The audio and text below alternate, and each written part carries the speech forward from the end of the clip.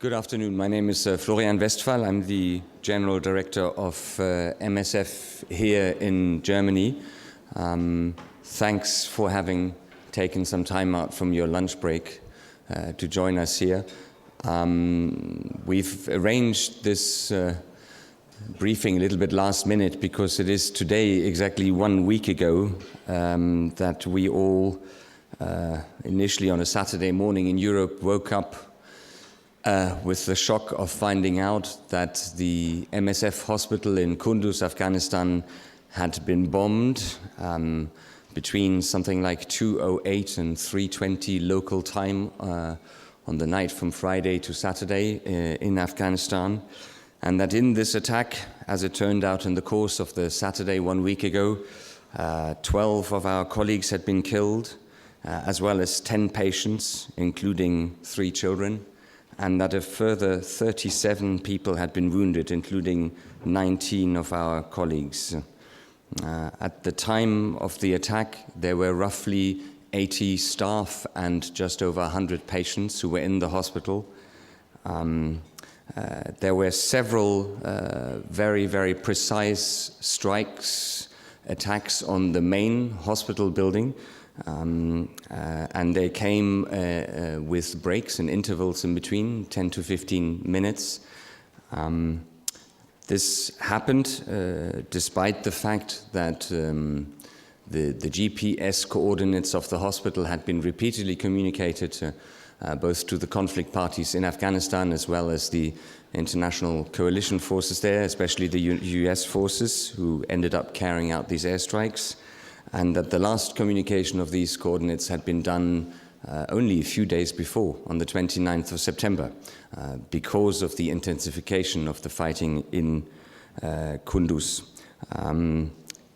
MSF, as one of the first things when our colleagues in Kabul heard about what was going on, and we did alarm the authorities in Afghanistan and in the US about the fact that the hospital had been struck, and despite these warnings, the attacks continued for further 30 minutes. Now, the hospital in Kunduz was really one of a kind in northeastern Afghanistan. It was really the only structure that was able to provide free and high-level life and limb-saving trauma care. To give you an idea, from Monday, the 28th of September, until the moment of the attack, our colleagues there had managed to treat something like 400 wounded patients. And last year, 2014, the hospital had 22,000 patients in total and conducted nearly 6,000 surgical interventions. This hospital is now no longer operational. MSF has withdrawn its international staff from Kunduz following the airstrikes against the facilities. The destruction is considerable. So the main building that was hit housed the intensive care unit, emergency rooms, physiotherapy wards. It's worth noting that the surrounding buildings of the hospital were not struck, but it was the same building that was very precisely targeted repeatedly. Since these incidents, we've heard different explanations, if you want to call them that, and statements coming from the American side and also coming from the Afghan authorities. Initially, a term was used, which I'm sure we all would hope will never be used again when we talk about these incidents, which is collateral damage. That was the first very quick statement that was issued, spoke of collateral damage. Later on, it switched to tragic incidents, and it was pointed out by American officials that the airstrikes had been called in by Afghan forces, which obviously does not change anything about the responsibility of the United States as having carried out these airstrikes, regardless of who called them in. You've probably noticed that MSF and fortunately many other organizations and individuals have over the past few days expressed their shock and their horror and their disgust about what's been going on and the various attempts that have been made to, again, explain it, in inverted commas. We very early on launched a call for an independent international inquiry for the simple reason that it is unacceptable that such an incident would be investigated by effectively the parties that are responsible for it. In the middle of the week, we defined that call further, and we basically called for an international humanitarian fact-finding commission to take on this case. Now, this commission is a tool that is laid down in international humanitarian law, more specifically in the first additional protocol to the Geneva Conventions. And there's a total of 76 states in the world that have signed the article that defines this commission. So any of these 76 states is in a position to call for such a commission to be set up. Afghanistan and the US are not among the states that have signed this article. And the Commission could only begin operating, first of all, if there was a call for it to be set up by one of the 76 states, and secondly, if Afghanistan and the US agree to it, to function in this respect, in this manner. We sent a letter to the 76 governments concerned, asking them to initiate this commission. We know full well that since it was set up and came into force in 1991, it has not yet actually conducted a single investigation, which is an unfortunate indictment in itself of how weak the existing mechanisms are to actually investigate violations, serious violations of international humanitarian law, such as this one. I just want to read you a couple of excerpts from a speech or a press statement given by the international president of MSF in the middle of the week, Dr. Joanne Liu, which I think illustrate not just the significance of this attack and the tremendous blow it dealt to us as an organization, but also to the people whom we were trying to help, but also the wider significance of this attack. She says, "This was not just an attack on our hospital. It was an attack on the Geneva Conventions. This cannot be tolerated. These conventions govern the rules of war and were established to protect civilians in conflicts, including patients, medical workers, and facilities." A bit later on, she says, "The Geneva Conventions are not just an abstract legal framework.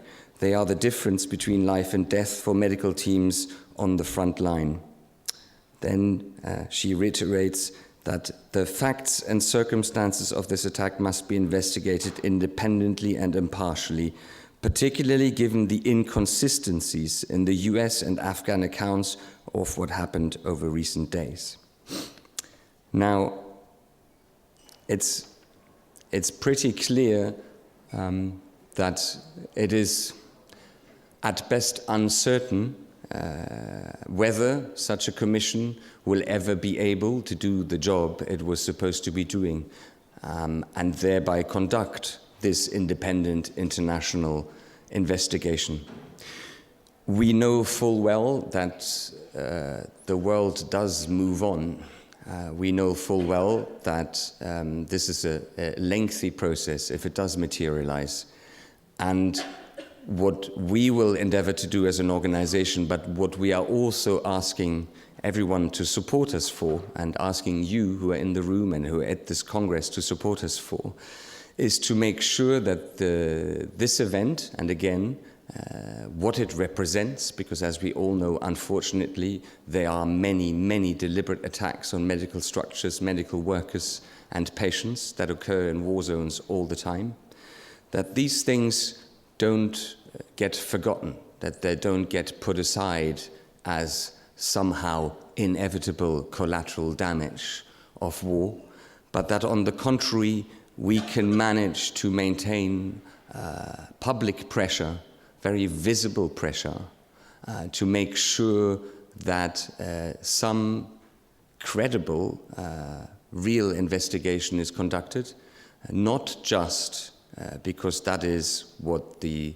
families and the colleagues and the friends of those who perished in this attack deserve, but also because that is absolutely essential to the cause of being able to provide medical, life-saving care, even in the worst situations of fighting. If we let incidents like these pass by without reacting and without insisting and without persisting, however long it takes, that they are clarified, then we are effectively tolerating that more and more the space and possibility to conduct such medical work in situations like Afghanistan, but we could also mention Syria or Yemen or Central African Republic or South Sudan, all places where we've seen these kinds of attacks, that these things can just continue. So as a first step, I would like to ask all of you here to come down here and join me. We will then take a photograph. We will share this photograph. We will also share it through social media, share it with our colleagues through the MSF network, to show that this is not just something that affects one organization. This is something that affects all of us who are committed to doing humanitarian work in situations of armed conflict. I would argue it concerns all of us equally. I hope you share that impression, and I hope you come down now and join us for a photograph to be taken. Thank you.